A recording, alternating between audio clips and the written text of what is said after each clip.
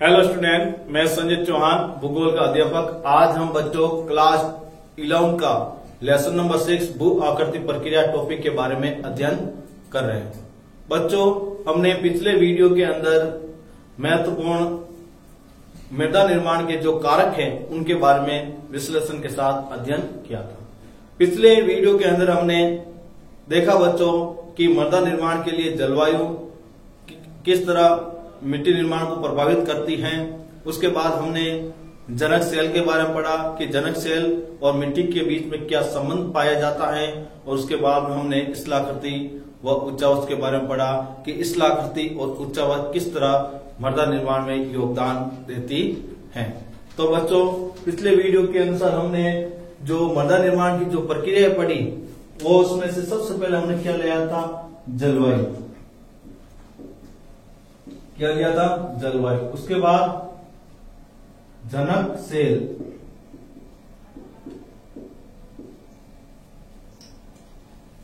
उसके बाद स्थलाकृति या उच्चावच, इनके बारे में हमने पिछले वीडियो के अंदर अध्ययन किया। आज हम बच्चों जो अध्ययन करेंगे वो है जैविक प्रक्रियाएं। कौन सा टॉपिक लेंगे, जैविक प्रक्रियाएं। जैविक प्रक्रियाएं किस तरह मृदा निर्माण में योगदान देती हैं उनके बारे में हम विश्लेषण के साथ अध्ययन करेंगे। वनस्पति आवरण एवं जीव मूल पदार्थों पर प्रारंभ तथा बाद में भी विद्यमान रहते हैं। वनस्पति और का आवरण है और जीवों का जो मूल पदार्थ है वो मिट्टी निर्माण के प्रारंभ में और अंतिम चरण में भी उसके अंदर पाए जाते हैं। इसका मतलब ये हुआ बच्चों कि मिट्टी निर्माण में जैविक तत्व जैसे चाहे वो वनस्पति के अंश हो या जीव के अंश हो वो हमेशा विद्यमान रहते हैं। अगला मृदा में जैव पदार्थ नमी धारण की क्षमता तथा नाइट्रोजन इत्यादि को जोड़ने में सहायता करते हैं। अब यदि आपसे पूछ ले मिट्टी के अंदर जैव पदार्थ का क्या कार्य है या मिट्टी के अंदर मृदा निर्माण में जैव तत्व किस प्रकार उपयोगी है, तो याद रखना बच्चों, जैव पदार्थ होते हैं वो मिट्टी के अंदर नमी धारण करने की क्षमता को बढ़ाते हैं और नाइट्रोजन जो प्रक्रिया है उनको जोड़ने में क्या करते हैं, सहायता करते हैं। आपने देखा होगा बच्चों कि जैव पदार्थ जैसे काली मिट्टी में अधिक होता है तो उसके अंदर नमी धारण करने की क्षमता भी क्या होती है बच्चों, अधिक होती है। और नाइट्रोजन स्थिरीकरण आपने पढ़ा भी है कि जो दलहन वाली फसलें हैं उनकी जड़ों के अंदर नाइट्रिक जीवाणु पाए जाते हैं। वो वायुमंडल के अंदर पाई जाने वाली जो गैसीय रूप में जो नाइट्रोजन होती है उसका वो उपयोग करके पौधे को प्राप्त करवाते हैं, और साथ में जमीन के अंदर जो नाइट्रोजन तत्व है उनको भी पौधे को प्राप्त करवाते हैं। तो जैव पदार्थ है वो मिट्टी में नमी धारण करने और नाइट्रोजन आदि क्रियाओं में कार्य करते हैं। मृत पौधे मृदा को सूक्ष्म विभाजित जैव पदार्थ भूमिस्थ प्रदान करते हैं, और जो सड़े हुए पौधे होते हैं या मृत पौधे होते हैं वो क्या करते हैं कि मिट्टी के अंदर वो छोटे छोटे टुकड़ों में परिवर्तन होकर ह्यूमस को रूप में प्रदान करते हैं। मतलब ये हुआ कि जो जीव जंतु हैं और पेड़ पौधे की जो पत्तियां हैं वो सड़ गल कर क्या कर देती हैं, वो मिट्टी के अंदर जैविक तत्व वृद्धि करने में क्या करती है बच्चों, सहायता करती है। कुछ जैविक अम्ल जो ह्यूमस बनने में अवधि में निर्मित होते हैं और कुछ जैविक अम्ल होते हैं वो ह्यूमस बनने की अवधि के दौरान ही उसका निर्माण या निर्मित होते हैं। याद रखना, तो याद रखना बच्चों, पौधे के जो मृत अवशेष होते हैं वो मिट्टी के अंदर किस तत्व की वृद्धि करते हैं, तो याद रखना ह्यूमस या जैविक तत्व की वृद्धि करते हैं। अगला मृदा के मूल पदार्थों में खनिजों के विनियोजन में सहायता करते हैं। और मृदा में जो मूल पदार्थ जैसे अपन देखते हैं जनक सेल के जो रासायनिक तत्व है वो और जैविक तत्व है उनको क्या कर देती है, अलग अलग करती है और उनके वियोजन में भी क्या करती है, सहायता करती है। खनिज क्या है यदि आपसे पूछ ले तो ये परिभाषा आपको मैंने पीछे बता चुका हूं और आपको याद भी लगभग हो चुकी है। बैक्टीरियल कार्य की गहरा ठंडी और गर्म जलवायु की मिट्टियों में अंतर होता है, और जो बैक्टीरिया जो कार्य करते हैं, बैक्टीरिया जो कार्य करते हैं उनकी कार्य करने की जो क्षमता है वो ठंडी और गर्म जलवायु में क्या होती है, अलग अलग होती हैं और सभी बैक्टीरिया की ठंडी और गर्म जलवायु है उनमें कार्य करने की क्षमता भी एक समान नहीं होती। कोई बैक्टीरिया ठंडी जलवायु में ज्यादा कार्य करता है, गर्म जलवायु में कम करता है, और कोई बैक्टीरिया गर्म जलवायु में ज्यादा करता है और ठंडी जलवायु में कम करता है। इसलिए बैक्टीरिया होते हैं और ठंडी और गर्म जलवायु में कार्य करने की क्षमता क्या होती है बच्चों, अलग अलग होती है। ठंडी जलवायु में ह्यूमस एक्टिव हो जाता है। याद रखना बता, ठंडी जलवायु में कौन सा तत्व इकट्ठे होता है, ह्यूमस, क्योंकि यहाँ बैक्टीरिया वृद्धि धीमी गति से करता है और ठंडी जलवायु में बैक्टीरिया वृद्धि क्या करता है, धीमी गति से करता है। इस कारण से कौन से तत्वों की वृद्धि होती है, ह्यूमस पदार्थ की, जब उप आर्कटिक और टुंड्रा प्रदेश में पाए जाते हैं। और इस प्रकार ह्यूमस की जो मात्रा और कम बैक्टीरिया की वृद्धि सबसे ज्यादा कहाँ देखने को मिलती है, उप आर्कटिक प्रदेश और टुंड्रा प्रदेश। तो यहाँ से यदि पूछ ले उप आर्कटिक प्रदेश और टुंड्रा प्रदेश में बैक्टीरियल की वृद्धि होती है, कैसे होती है, धीमी गति से, और बैक्टीरियल की वृद्धि धीमी गति होने से वहां पर कौन से पदार्थों की मात्रा बढ़ जाती है, मिट्टी में ह्यूमस तत्वों की मात्रा में क्या हो जाती है, वृद्धि हो जाती है। अगला बिंदु, आर्द्र उष्ण एवं भूमध्य रेखा की जलवायु में बैक्टीरियल वृद्धि एवं क्रियाएं सघन होती है। जो उष्ण प्रदेश है, भूमध्य रेखीय प्रदेश है, वहां पर तापमान क्या होता अधिक होता है, गर्म जलवायु होती है, इस कारण बैक्टीरियल वृद्धि भी क्या करते हैं, अधिक करते हैं, और क्रिया संघनता भी क्या होती है, वहां पर अधिक पाई जाती है। तो याद रखना बच्चों, आर्द्र उष्ण एवं भूमध्य रेखा की जलवायु के अंदर बैक्टीरियल वृद्धि अधिक होती है, इस कारण से वहां की संघनता भी वृद्धि क्या पाई जाती है, अधिक देखने को मिलती है। तथा मर्त वनस्पति शीघ्रता से ऑक्सीकृत हो जाती है, और जो मर्त वनस्पति है वो जल्दी से क्या हो जाती है, ऑक्सीकृत, मतलब उसके अंदर ऑक्सीकरण की प्रक्रिया हो जाती है, जिससे मृदा में ह्यूमस की मात्रा बहुत कम होती है, और ऑक्सीकृत हो जाने के कारण उसमें ह्यूमस की मात्रा क्या होती है, बहुत ही कम होती है। आपने इसी वीडियो के अगली पिछले वीडियो के अंदर आपने एक टॉपिक देखा था ऑक्सीकृत या ऑक्सीकरण किसे कहते हैं। तो आपने देखा कि मर्त जीवों का न्यूनीकरण हो जाना या ऑक्सीकरण की प्रक्रिया में परिवर्तन हो जाना ऑक्सीकरण के अंतर्गत आता है, जिसमें मृदा में ह्यूमस की मात्रा बहुत ही क्या हो जाती है, कम होती है। तो इसके अंदर ह्यूमस की मात्रा में क्या हो जाती है, बहुत ही ज्यादा कमी हो जाती है। तो आपने देखा बच्चों कि ठंडे प्रदेशों के अंदर बैक्टीरियल की वृद्धि धीमी होती है, और बैक्टीरियल की वृद्धि धीमी होने के कारण बच्चों यहाँ पर ह्यूमस की मात्रा क्या पाई जाती है, अधिक पाई जाती है। जैसे उदाहरण के रूप में कौन सा है, आर्कटिक या उप आर्कटिक क्षेत्र और टुंड्रा प्रदेश। दूसरे क्षेत्र में हमने देखा भूमध्य रेखीय क्षेत्र और उष्णकटिबंधीय क्षेत्रों में क्या, वहां पर तापमान की प्रधानता अधिक होती है, जिसके कारण वहां पर बैक्टीरियल वृद्धि क्या करते हैं, तेजी के साथ करते हैं, और बैक्टीरियल तेजी से वृद्धि करने के कारण वहां पर ह्यूमस की मात्रा क्या होती है, बहुत ही कम। बैक्टीरिया एवं मृदा में जीव हवा में गैसीय नाइट्रोजन को प्राप्त कर उसे रासायनिक रूप में परिवर्तन करते हैं, और बैक्टीरिया और जीव है वो वायुमंडल में पाए जाने वाले नाइट्रोजन को प्राप्त करके वो रासायनिक रूप में उसको क्या कर देते हैं, परिवर्तित कर देते हैं। उनको रासायनिक रूप में क्या कर देते हैं, परिवर्तित कर देते हैं, जिनको पौधे द्वारा उपयोग में लिया जाता है, और फिर रासायनिक रूप में परिवर्तित करने के बाद उसको किसके द्वारा उपयोग लिया जाता है, पौधों के द्वारा उपयोग में लिया जाता है। इस प्रक्रिया को नाइट्रोजन निर्धारण कहा जाता है। इस प्रक्रिया को हम क्या कहते हैं, नाइट्रोजन निर्धारण। तो यहाँ पर देखो नाइट्रोजन स्थिरीकरण क्या है, उसके बारे में हम देखते हैं। ये है हमारा वायुमंडल, क्या है, वायुमंडल, और ये है पौधे, और यहाँ पर नाइट्री कारी जीवाणु और विभिन्न प्रकार के बैक्टीरिया। वो क्या करते हैं, वायु से प्राप्त होने वाली जो नाइट्रोजन होती है, वायु से प्राप्त होने वाली नाइट्रोजन होती है वो ग्रहण कर लेते हैं, और फिर वो क्या देते हैं, पौधे को प्राप्त होती है। किसको प्राप्त होती है, पौधे को प्राप्त होती है। और पौधा से प्राप्त जो नाइट्रोजन होती है वो वापस वायुमंडल में कैसे जाती है, वो देखिए।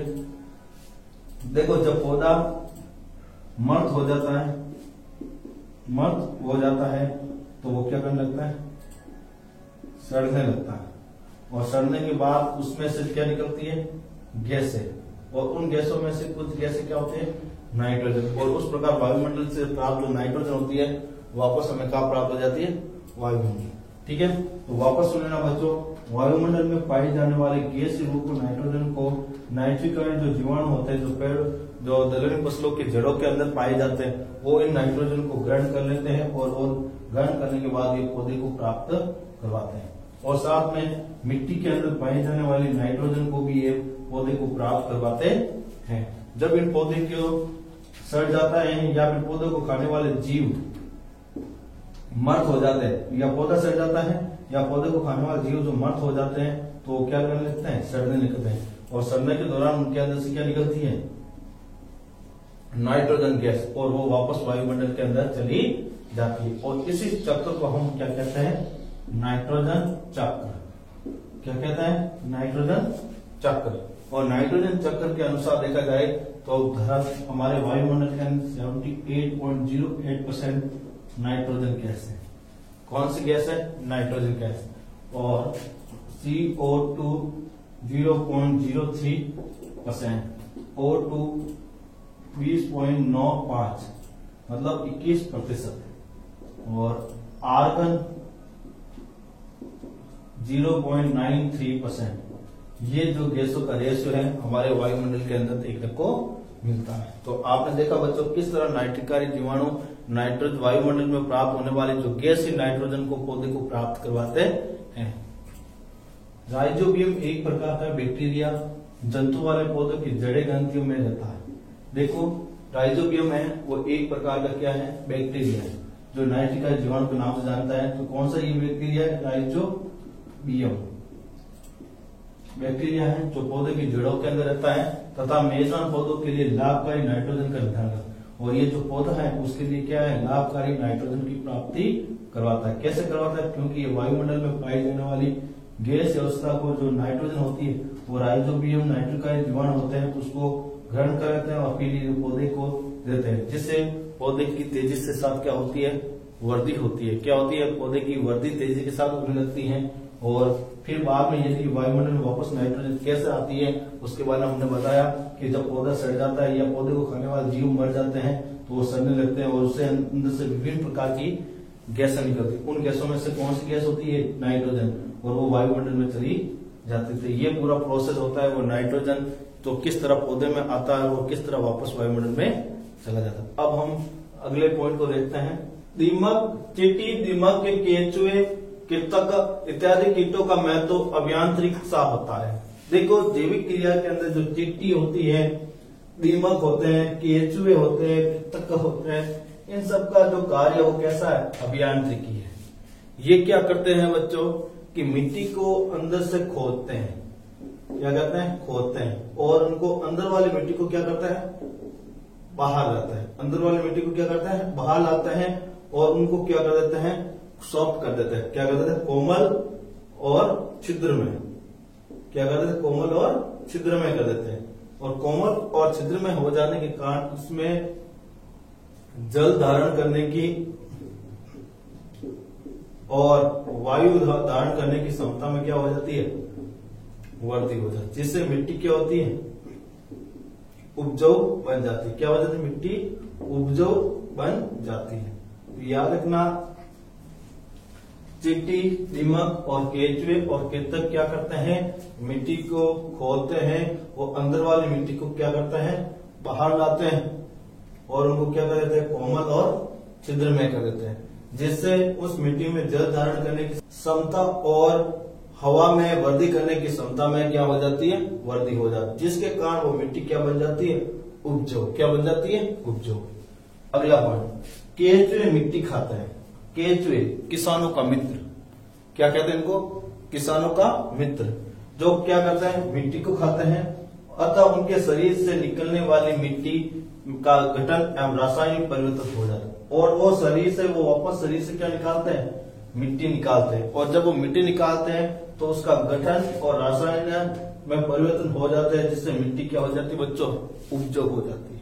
तो याद रखना, किसानों का मित्र कौन है, केंचुए हैं। वो मिट्टी को उपजाऊ बनाने में महत्वपूर्ण योगदान देते हैं। वो क्या करते हैं, खेतों की या किसी भी क्षेत्र की मिट्टी को खाते हैं और अपने शरीर के अंदर उन्हें रासायनिक प्रक्रिया के द्वारा उसमें विभिन्न प्रकार के तत्व मिलाकर शरीर से वो वापस क्या निकालते हैं, मिट्टी निकालते हैं। और जब वो शरीर से बाहर निकली हुई मिट्टी होती है तो उसका जो गठन है और रसायन है वो विभिन्न प्रकार के रूप में परिवर्तित हो जाता है, जिससे मिट्टी क्या बन जाती है, उपजाऊ बन जाती है। अब हमारा अगला बिंदु है कालावधि मतलब समय। कालावधि का क्या होता है, समय। मतलब जो मिट्टी जितने समय तक जितनी पुरानी होती है वो उतनी ही क्या होती है, उपजाऊ होती है। बच्चों, आपने किसान परिवार से बिलोंग करते हो, आपने देखा होगा किसान अपनी मिट्टी को नवीन और उपजाऊ बनाने के लिए क्या करता है, खेत को परत छोड़ देता है।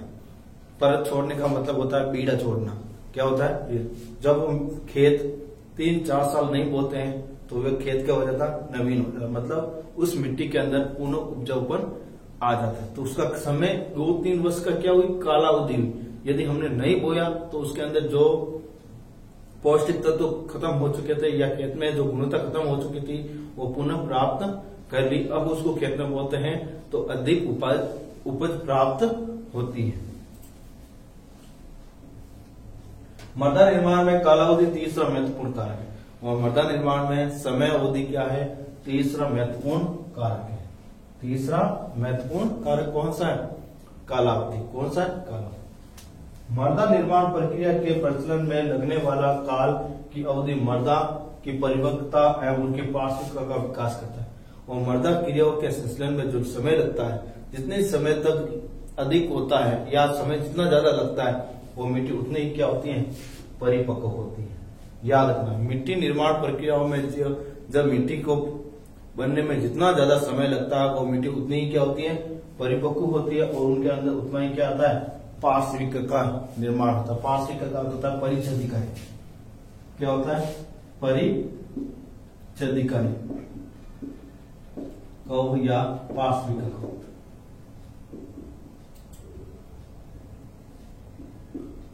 परिच्छदिका कहो या पार्श्विका कहो। तो याद रखना इसकी परिभाषा, मिट्टी के अंदर पाई जाने वाली अलग अलग परतों को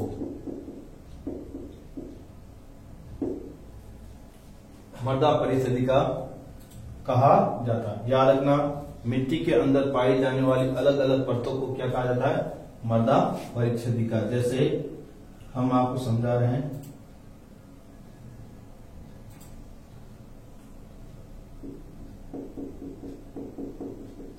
ये जो परतें बना रहे हैं हम, ये मृदा परिच्छदिका का ही भाग है। आपने बच्चों कभी होद खोदते हो या फिर कोई गड्ढा खोदते हो तो मिट्टी की अलग अलग परतें आती कि नहीं आती बच्चों। उसी प्रकार मिट्टी के अंदर इसी प्रकार की परतें आती है। पहले उसके ऊपर सबसे ऊपरी परत पर पौधे और छोटे छोटे महीन कणों से ये परत आती है। फिर इसमें थोड़े से बड़े कण और साथ में महीन कणों की परतें आती है। और उसके जस्ट से लास्ट में क्या आते हैं, आधा सेल आ जाती है, बड़े बड़े पत्थर वाली परत आ जाती है। तो इस तरह की जो परतें बनती हैं, क, ख और घ, ये जो परतें हैं वही परिच्छदिका या पार्श्विका के नाम से जाते हैं। और ये कब होगा, जब कोई मिट्टी लंबे समय या उनकी कालावधि प्राप्त करती है, तभी उस मिट्टी के अंदर अलग अलग परिच्छदिकाएं या पार्श्विका का क्या होता है, निर्माण होता है। एक मृदा तभी परिपक्व होती है जब मृदा निर्माण की सभी प्रक्रिया लंबे काल तक पार्श्विका का विकास करती है। और एक मिट्टी तभी परिपक्व हो सकती है या उस समय ही परिपक्व हो सकती है जब मृदा निर्माण की सभी प्रक्रियाएं लंबे समय तक रहती है और अलग अलग परतों का निर्माण करता है। जैसे मैंने अभी समझाए हैं, इस प्रकार अलग अलग परतों का जब निर्माण होगा वो मिट्टी उतनी ही ज्यादा क्या होगी, उपजाऊ होगी और परिपक्व होगी। थोड़े समय पहले निक्षेपित जलोढ़ मिट्टी या हिमानी टील में विकसित मृदा तरुण युवा माने। और यदि थोड़े समय पहले ही निक्षेपित कोई मिट्टी होती है, जैसे जलोढ़ हो और हिमानी टील हो, तो उन मिट्टी को नवीन मिट्टी के नाम से जानते हैं। उसके अंदर कोई प्रकार का परिपक्वता नहीं होती है, उसमें किसी प्रकार की पार्श्विका का भी निर्माण नहीं होता है। और जलोढ़ मिट्टी 2 प्रकार की होती है, खादर और पागड़। नवीन नदियों के द्वारा लाई गई नवीन जलोढ़ मिट्टी को खादर कहते हैं, और नदियों के द्वारा लाई गई प्राचीन जलोढ़ मिट्टी होती है, उसी को हम पागड़ कहते हैं। तो यदि नवीन जलोढ़ मिट्टी खादर, प्राचीन जलोढ़ मिट्टी बागड़ के नाम से जानी जाती है। और हिमानी द्वारा लाए गए जो टील होते हैं उसके अंदर भी इसी प्रकार की परिस्थितियां नहीं होती। इसमें सहस्त्र का क्या होता है, आभा होता है। सहस्त्र मतलब इसमें परतों का क्या होता है, आभा होता है। तो आपने देखा बच्चों, कालाउदी होती है वो मिट्टी को परिपक्वता बनाती है और मिट्टी में अलग अलग परतों का क्या करती है, निर्माण करती है। और जो मिट्टी जितनी ज्यादा परिपक्व होगी वो उतनी ही ज्यादा उपजाऊ मानी जाती है। तो बच्चों, आपने इस वीडियो के अंदर जैविक प्रक्रियाएं और कालावधि जैसे महत्वपूर्ण कारक मृदा निर्माण के आपने पढ़े हैं। अब हम नेक्स्ट वीडियो के अंदर बच्चों नए टॉपिक के साथ, नए बिंदु के साथ, नए बोर्ड सिलेबस के आधार पर जो लेसन संख्या 8 है उसके बारे में अध्ययन करेंगे। बच्चों, क्योंकि हमारे बोर्ड सिलेबस के अंदर लेसन नंबर 7 है उसको हटाया गया है, क्योंकि आपको खुद को ही मालूम है कि इस पर लेसन नंबर 7 को क्यों हटाया गया है। तो इस कारण से हम सीधा ही लेसन कौन सा लेंगे, 8 नंबर लेसन लेंगे, उसका हम विस्तार के साथ अध्ययन करेंगे और उसके जो प्रत्येक बिंदु है उसका विश्लेषण करेंगे। और बच्चों, आपके इस वीडियो के अंदर आपके कुछ महत्वपूर्ण पीडीएफ नोट्स भी दिए हुए हैं, उनको आप पढ़िए और समझिए और ज्यादा से ज्यादा आप अपनी स्टडी पर जोर दीजिए। Thank you.